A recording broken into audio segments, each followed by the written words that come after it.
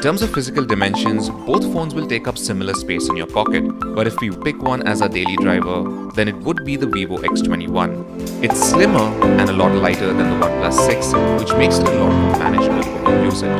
Both phones have glass backs to get equally slippery and big fingerprint magnets.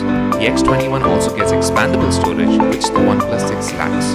Although, we're pretty disappointed with the micro USB port used on the X21 instead of Type-C. Now, neither of them have any IP certification, but that's important to the 3.5mm sockets.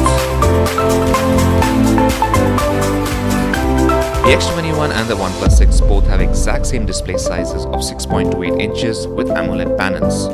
Both have a resolution of 1080 by 2280 pixels and a 9:9 aspect ratio. Colors are vivid, blacks are deep, and viewing angles are pretty wide, which is what you'd expect from such panels. The X21's in-display fingerprint sensor also works the right firmware and similar to the capacitive one used on the Oneplus 6. We actually found face unlocking a lot quicker than the fingerprint sensor, which is what we ended up using for the problem. Now it's hard to pick a winner in this category, but if we must, we choose the Oneplus 6 simply because we can reach the colors of the display, which in an AMOLED panel can get too jarring at times.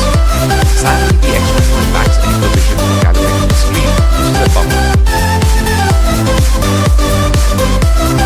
Both phones run on Android 8.1.4 with recent security patches underneath screens.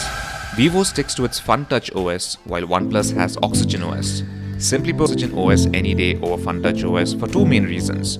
First, it's far closer to stock Android, so there's a smaller learning curve. It looks a lot slick too, and the settings and features are where they should be, so it's easy to find them. The second reason is that OnePlus has a better track record of ensuring software updates compared to Vivo.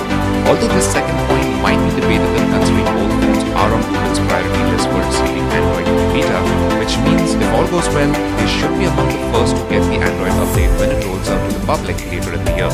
FunTouch OS is typically for someone who wants an iOS-like experience in an Android phone. It's not the most polished UI, and it takes a while figuring out where everything is, and it still hasn't worked which haven't been fixed. Like for instance, what exactly is this even supposed to mean? Both phones give you plenty of gestures to play around with.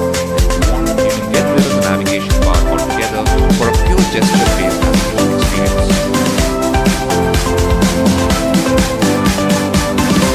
When it comes to performance, there's really no comparison here. The Oneplus 6 features the fastest silicon quad-core processor, which is a Snapdragon 855 platform. The X21 on the other hand has an upper mid-range quad-core SoC for the Snapdragon 660 mobile platform. Both have octa-core CPUs with inbuilt modems. However, the new 845 chip is fabricated with more power-efficient design with a better integrated graphics chip. Now, while the Vivo can't compete with Oneplus 6 in compute power, it does try to make up for this by offering a full storage. There's 6GB of RAM on both phones, but the X21 gives you 128GB of expandable storage versus 64GB of fixed storage on the Oneplus 6. The OnePlus 6 and the Vivo X21 have highly capable rear cameras with super quick focus. There's PDAF on both cameras, but the X21 uses Samsung's dual pixel sensor technology, which makes focusing uncannily quick. Despite the difference in resolution, both produce excellent detail in daytime landscapes with vivid and punchy colors. We prefer the more neutral color tone of the OnePlus 6 to the slightly warmer images produced by the X21. Portrait shots of objects look a little better from the X21. Here, also adjust the level of blur too after taking the shot.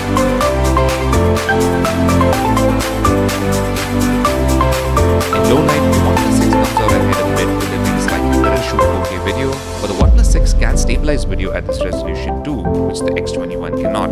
It also has the advantage of being able to shoot at a much higher frame rate at 4K at 60 FPS.